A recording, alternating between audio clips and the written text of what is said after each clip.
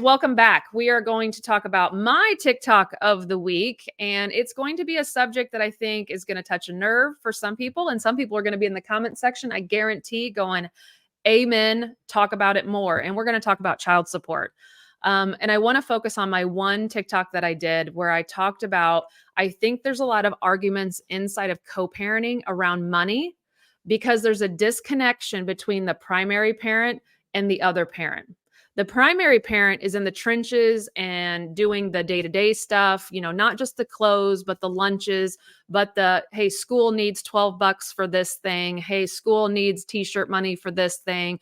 Hey, we have a field trip next week for this thing. And then you got birthday parties during your primary person's time. We have all the little thing that your kid wants from Amazon. Hey, mom, I need a book for English class. Hey, I need new socks for basketball. Oh, my volleyball shoes, took a shit. I need more. Oh, I lost something. I need you to. And we're in the every single day thing as a primary parent. We see all the small things. We see all the big things. Maybe it's an extracurricular that's not mentioned in our parenting plan to where we're getting fucked and have to pay for it 100%. We are seeing all of that. And then we have this other parent who has, some visitation or minimal, not as much as the primary, and they think that their child support covers enough. And then those are just the words that I see a lot with clients. It's just, I give you enough. You should pay for that. I give you enough. I'm going to give an example. I had a client the other day that posted in one of our groups that dad in this story does not have a lot of visitation, has minimal, but pays, I think it was 400 bucks a month for 3 kids. No, it was 500 for 3 kids. And to some people that's a lot, to some people it's not. Okay. I'm not arguing the amount. But he had paid for soccer and it was a $40 registration fee. And he was sending mom a note, who's the primary, who pays for 90% of things that the children do. And he said, I want reimbursed for this $40. Now, mind you, this same dad in this story was behind on child support, was behind on all medical, which was the only thing that their parenting plan said that they had to split. But he was like, you don't understand. I paid for that.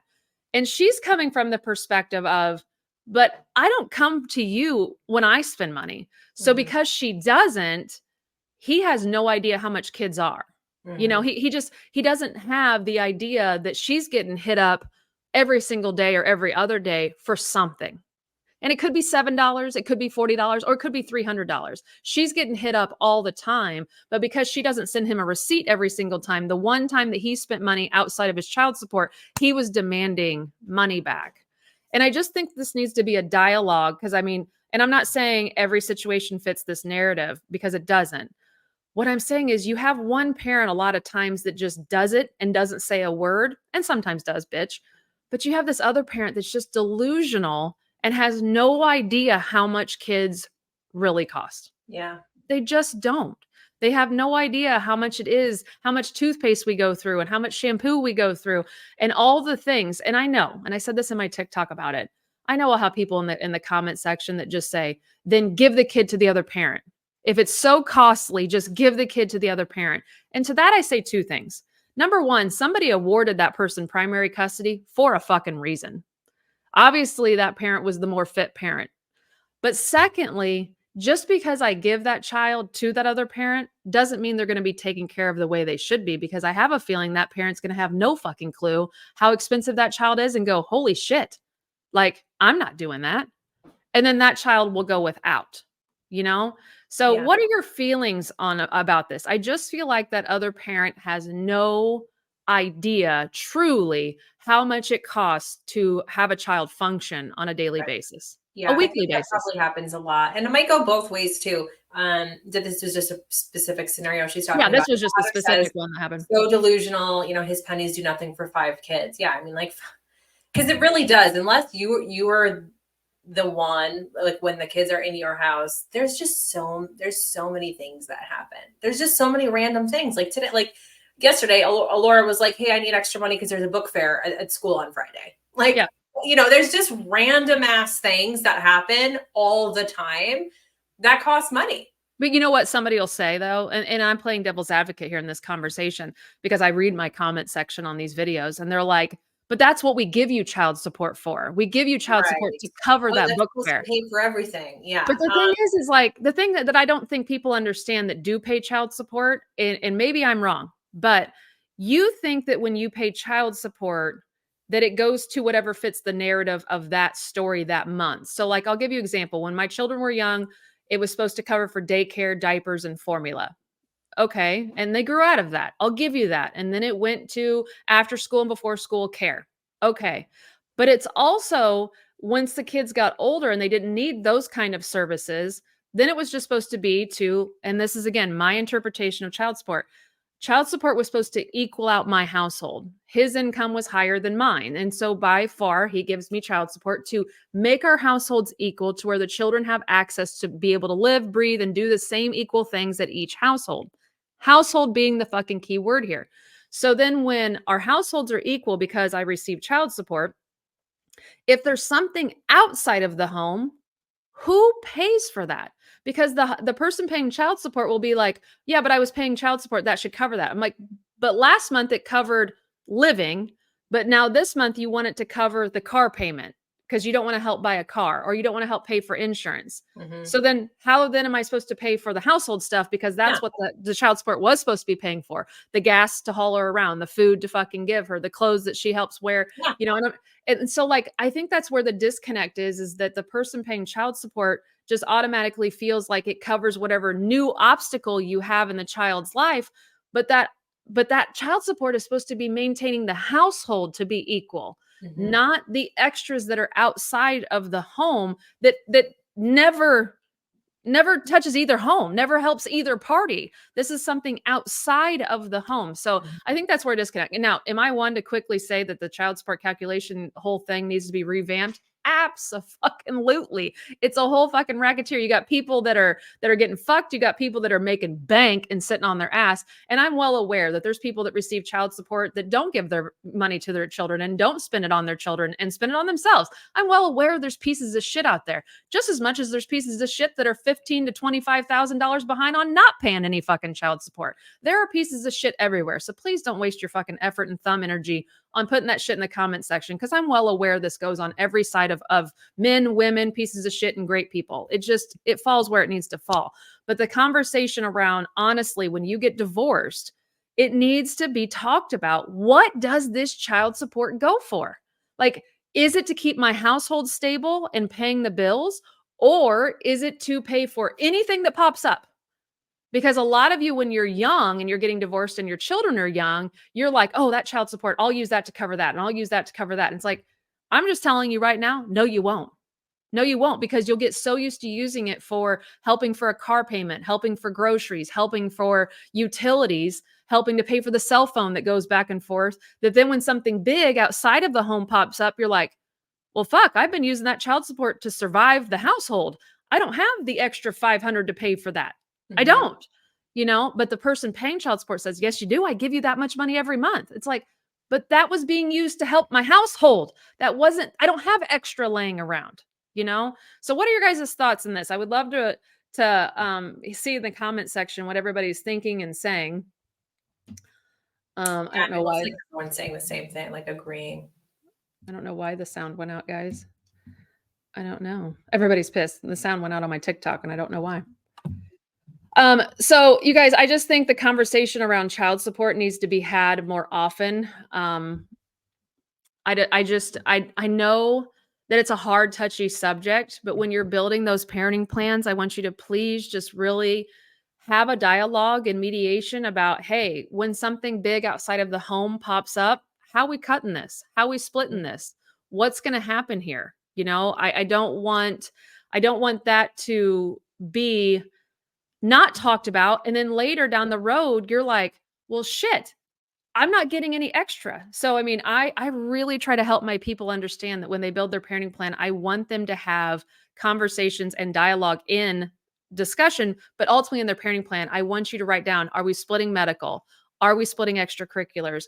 Are we splitting all the things? Because what I don't want to happen is it not be talked about. And then you're screwed when your kids get older and they get into those more expensive things. And that other person says, that's what I pay you. That's what I pay the child support for. you know? And I know a lot of you, and show me in the comment section, or leave us a note. How many of you just pay everything because it's easier?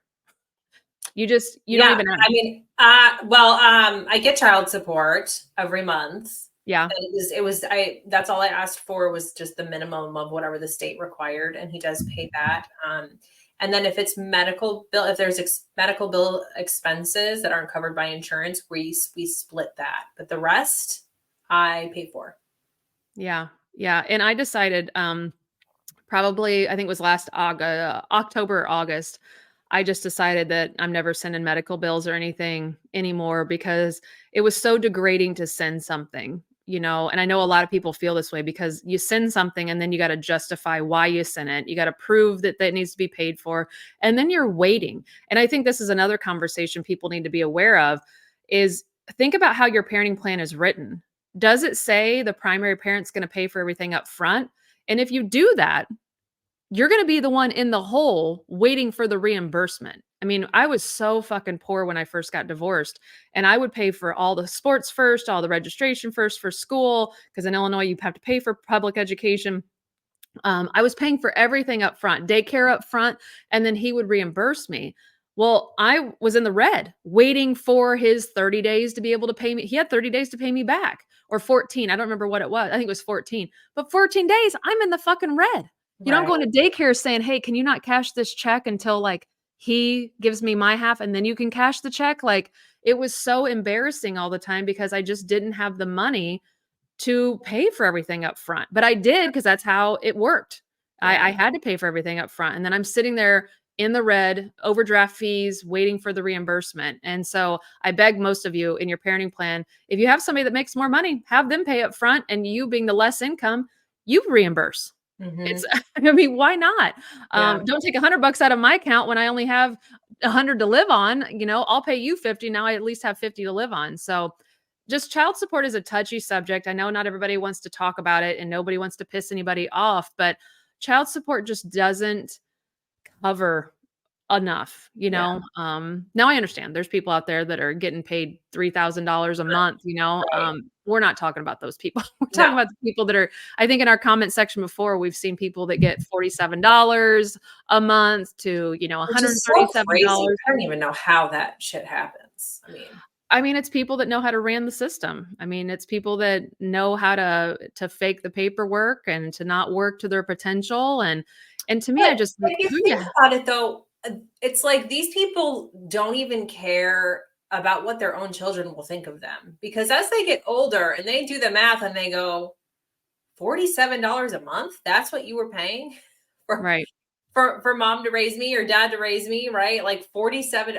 I would be as a kid, like that wouldn't sit well with me, especially if they have a lot of money to spare and they're like buying boats and going on vacation and they're like, oh, you right, paid $47 a month for like, I don't know, but they just don't give a shit. And that's the thing is a lot of these people that we're talking about too, a lot of them are usually high conflict people or right, narcissists or people who really just don't even have the capacity to have the empathy or compassion. Like they don't care about anyone but themselves. They right, are their priority. And so they don't even care what their kids think of them or what anybody else, except the facade they put on for like social media and the people in their lives. I mean, they love looking like they're the best parent and they love being the victim and they love, but in real life, no, they are priority right. number one, Right. always. You know, like I think somebody just put, you know, I pay so much a month and so much in spousal support,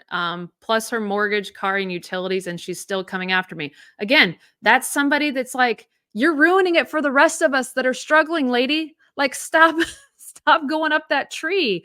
You know, like the rest of us are getting pennies on the dollar and struggling, and then we have people like that. So I mean, there's always going to be a bad egg that's going to take advantage of the system and not pay, or take advantage of the system and want more and more and more. But Mhm. for the most part, what I'm seeing a lot of is just this disconnect on what it really takes to raise kids. You know, especially if you divorce when your children are young and these are your first set of kids, there's not a really clear understanding of expectations of what kids cost because you're going through it as you're, divorcing. And so you're like, well, who covers that? I didn't even know that cost that much. I didn't even know that was a thing. Shit, I didn't know we'd have to pay that.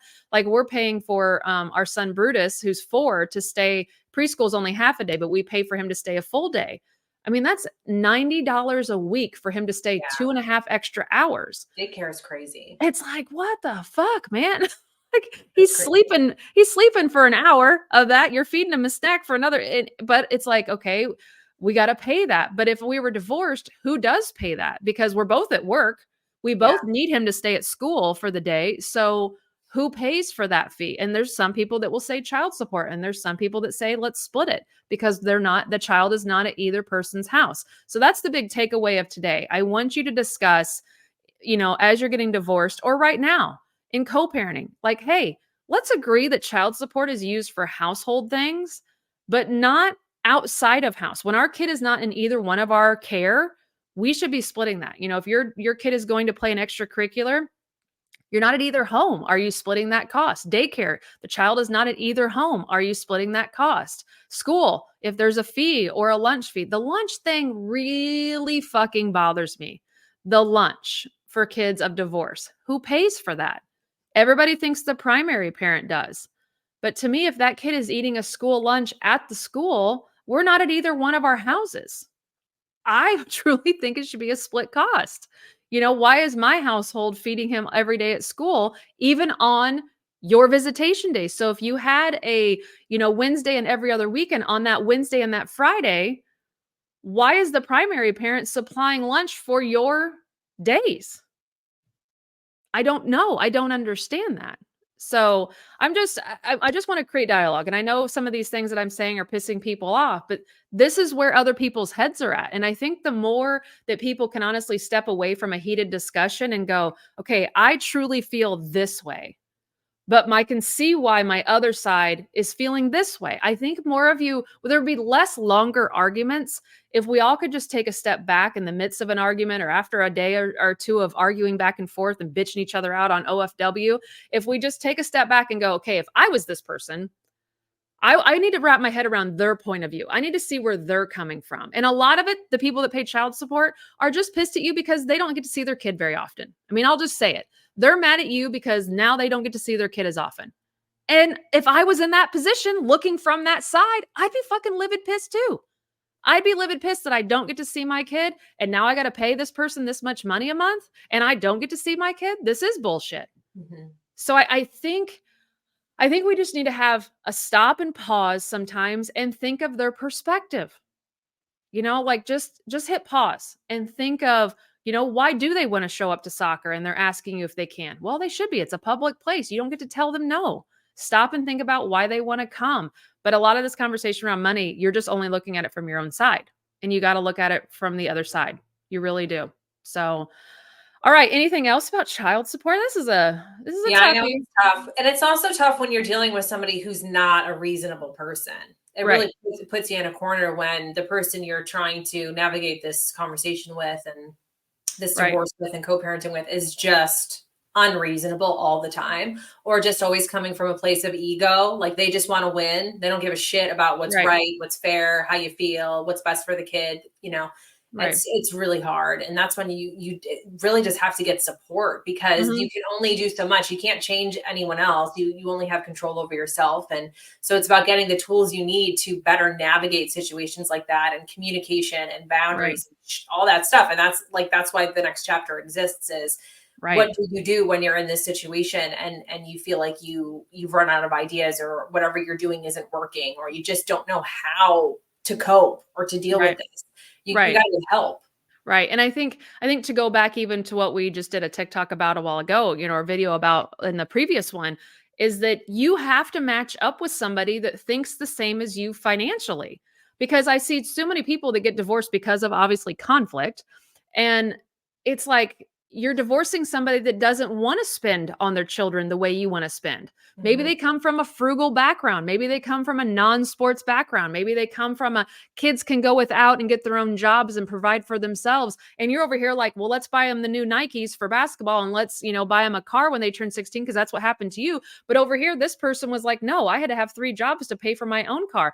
Again, go back to who you picked as a partner. Some of you just need to take a self-evaluation and go, holy shit, you're right. His childhood was different than my childhood. No wonder we're not agreeing. No wonder we don't, get along. No wonder we have different approaches to this because he's coming at it from this perspective and I'm coming from this perspective. This is why we have conflict. Again, these are the key points you take to trial. These are the key points you take to your attorney and you say, here's why we can't have joint. Here's why I need to be in charge. Here's why, because we're never going to agree. We have moral compass differences. We don't agree on what our child should have because I think a lot of the child support videos I make, everybody always comes in and says, well, you're providing too much for your kids. That's not a need, that's a want.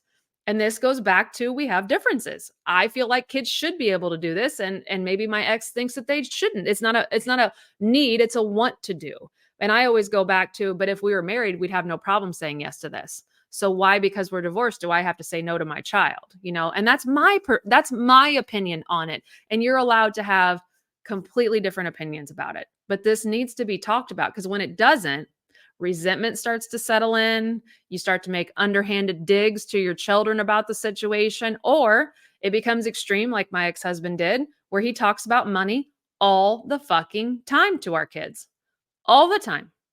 And that's why my kids were like, dude, I'm out because all you want to talk about is money. That's it. Because it was eating him alive that he was paying me child support. And again, I don't know how that feels. I've never had to pay child support. Can't imagine it feels fucking good. I can't imagine it. I would do everything I can to make sure I was there, and doing the best I could. The money part is temporary. I mean, I think we've all had debt. We've all had a bill we hate fucking paying.